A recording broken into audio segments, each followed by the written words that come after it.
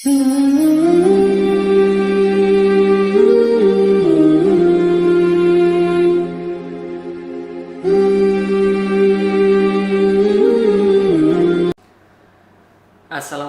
warahmatullahi wabarakatuh, teman-teman sekalian yang insya Allah dirahmati Allah. Pada kali ini saya cuma ingin sedikit ngobrol tentang syumulitas daripada Islam. Syumulitas itu apa ya? Kesempurnaan daripada Islam dan juga keseluruhan daripada Islam. Maksudnya seperti itu.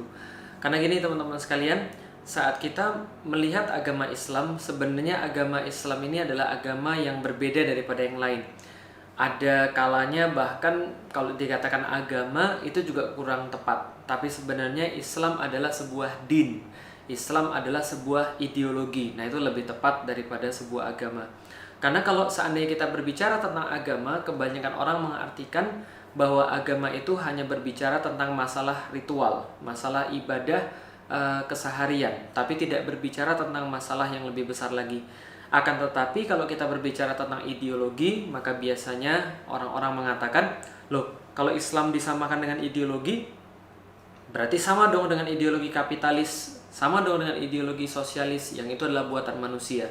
Jawabannya adalah berbeda. Maksudnya Islam sebagai sebuah ideologi, maksudnya adalah Islam itu mengatur keseluruhan hidup manusia.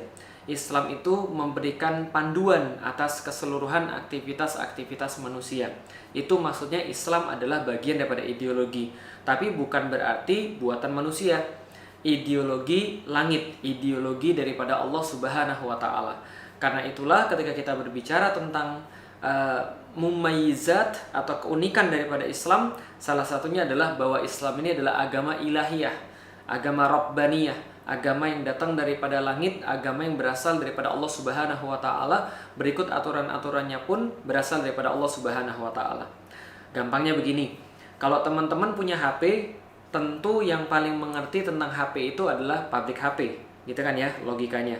Tentu yang paling tahu tentang HP itu adalah yang buat HP, dan mereka akhirnya memberikan panduan bagaimana cara memanfaatkan HP itu secara maksimal, dan adanya di buku petunjuk, adanya di manual instruction. Dan saya yakin tidak banyak di antara kita yang baca manual instruction. Kenapa? Membosankan, bingung dan sebagainya. Tapi begitulah kemudian logikanya. Kalau seandainya yang buat HP adalah yang paling tahu tentang HP, maka yang buat manusia tentu yang paling tahu tentang manusia. Logika sederhananya seperti itu. Maka ketika Allah Subhanahu wa Ta'ala menciptakan manusia, Dia menyertakan pula kepada manusia seperangkat aturan agar manusia ini bisa tetap berfungsi dengan sempurna, dan kalaupun rusak ada jalan baliknya, ada jalan untuk memperbaikinya. Dan ketika manusia ini mengikuti manual instruction tersebut atau mengikuti panduan-panduan tersebut, maka dia tidak akan pernah kesulitan, maka dia tidak akan pernah rusak dalam tanda kutip, maka dia akan maksimal hidup dia. Ini yang disebut dengan syariat. Jadi ketika Allah menurunkan Islam, Allah menurunkan syariat-syariatnya agar manusia itu mampu hidup dengan baik, mampu hidup dengan benar, sesuai dengan apa yang diinginkan oleh penciptanya. Inilah yang namanya Islam. Karena itulah di dalam Islam, sebenarnya setiap perkara-perkara yang berkaitan dengan kehidupan manusia itu adalah yang dinamakan dengan perkara Islam. Islam mengatur. Jadi aneh kalau ada orang mengatakan, jangan bawa-bawa Islam deh. Islam itu urusan di masjid. Kalau di luar masjid jangan ngomong tentang Islam deh. Ini urusan negara, bukan urusan agama. Ini sangat aneh sekali. Kenapa sangat aneh? Karena ini berarti dia hendak memisahkan antara agama dan kehidupan. Jadi kalau ada orang mengatakan jangan bawa-bawa Islam deh, gak usah ngomong Islam deh, ya artinya dia sedang ingin agar Islam itu tidak berpengaruh di dalam kehidupan. Lah bagaimana seorang muslim tidak bawa-bawa Islam dalam kehidupan? Orang mati pun dia bawa Islam, apalagi hidup. Dan kita sudah pahami bahwa kehidupan di akhirat itu lebih lama dan lebih penting daripada kehidupan dunia. Walal akhiratu khairul laka minal ula, walal akhiratu khairu wa abqa. Sesungguhnya akhirat itu lebih baik daripada permulaan, daripada dunia. Artinya dunia ini hanya sementara, sementara akhirat itu selama-lamanya. Maka ketika kita mati pun kita membawa Islam, wala tamutunna illa wa antum muslimun. Apalagi di dunia, tentu kita akan lebih membawa Islam, tentu kita akan lebih memperhatikan Islam.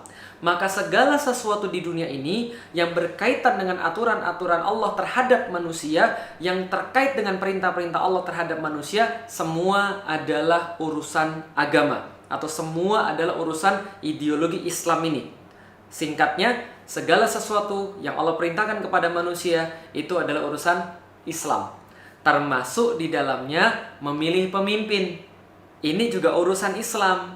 Ini juga diatur oleh Allah Subhanahu wa Ta'ala. Misal Allah menyampaikan kepada kita, jangan pilih orang-orang kafir daripada Yahudi dan Nasrani sebagai penguasa yang kelak akan menguasai kaum muslimin. Ini aturan Islam. Allah kemudian mewajibkan pemimpin itu adalah pemimpin-pemimpin yang sesuai dengan syariat yang dicontohkan oleh Rasulullah Shallallahu Alaihi Wasallam dan Khulafa Rasyidin dan khalifah-khalifah setelahnya dan pemimpin-pemimpin Islam setelahnya.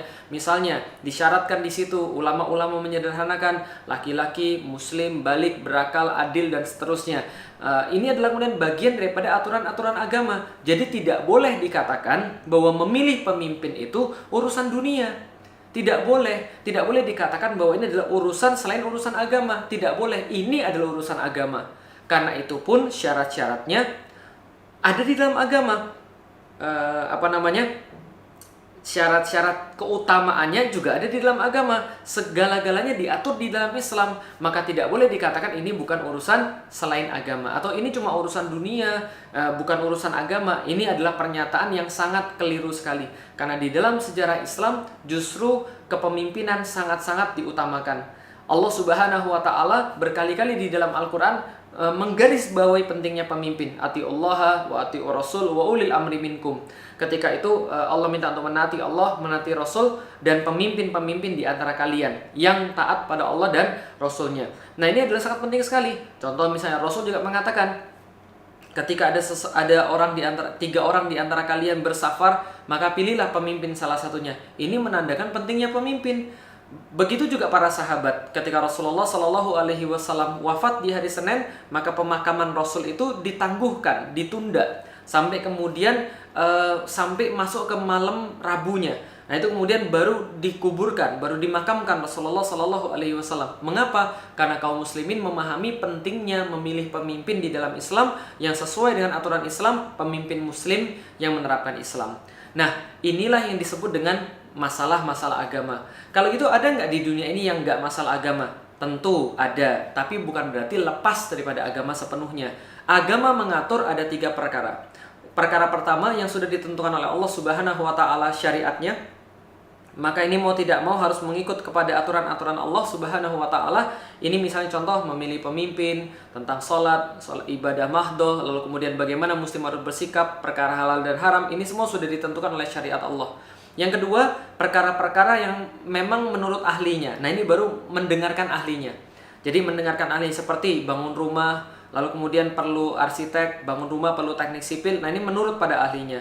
Bagaimana caranya memanfaatkan air secara maksimal, bagaimana caranya melestarikan lingkungan secara maksimal, tanya pada ahlinya. Syariat memerintahkan kita untuk menurut pada ahlinya. Yang ketiga, ini berkaitan dengan perkara-perkara kesepakatan, indah dan jelek. Mana yang boleh, mana yang tidak boleh, tapi berkaitan dengan indah dan jelek. Misalnya contoh, mau pakai seragam apa, mau pilih ketua kelas seperti apa, mau pilih ketua yayasan seperti apa. Nah, ini adalah mufakat dan musyawarah. Nah, maka ini adalah masuk musyawarah dan mufakat, dan ini pun diperbolehkan oleh syariat. Jadi syariat mengatur semua, tapi memberikan yang pertama halal haram, halal dan haram, baik dan buruk, ini diberikan pada syariat, sudah ada syariatnya. Yang kedua, tentang perkara benar dan salah, ini diberikan kepada para ahli, karena para ahli paling mengetahui tentang perkara itu. Yang ketiga, tentang perkara indah dan jelek, ini diberikan kepada masyarakat secara umum dan boleh untuk dimusyawarahkan. Tapi tidak boleh musyawarah berkaitan dengan pertama dan kedua. Contoh, yang pertama, Jumatan nggak musyawarah, nggak boleh. Aurat sampai di mana? Musyawarah, nggak boleh, sudah ada syariatnya. Yang kedua, juga nggak bisa musyawarah. Kalau teknik sipil mengatakan, oh ini fondasinya harus 3 meter, ya buatlah 3 meter. Ini fondasinya harus 20 meter, buatlah 20 meter. Jangan dimusyawarahkan. Kenapa? Karena ahlinya lebih mengetahui. Yang ketiga, nah ini boleh musyawarah. Singkat cerita, teman-teman sekalian, agama mengatur segala-galanya, termasuk mengatur tentang pemimpin. Maka kepemimpinan itu adalah urusan agama, urusan Islam, dan pilihlah berdasarkan aturan-aturan Islam. Maka jadikanlah kepemimpinan itu sesuai dengan aturan Islam. Bagaimana secara singkat? Allah memerintahkan pemimpin itu yang muslim dan menerapkan aturan-aturan Islam sesuai dengan Al-Quran dan As-Sunnah. Saya Felix Yao. Assalamualaikum warahmatullahi wabarakatuh. Ya, demikian tadi sahabat beriman, sebuah tata cara untuk memilih pemimpin dalam Islam telah disampaikan oleh Ustadz Felix Xiao. Semoga apa yang disampaikan menjadikan kita bisa memilih pemimpin dengan benar dan kelak di akhirat kita mempertanggungjawabkannya. Terima kasih, sampai jumpa di video selanjutnya. Wassalamualaikum warahmatullahi wabarakatuh.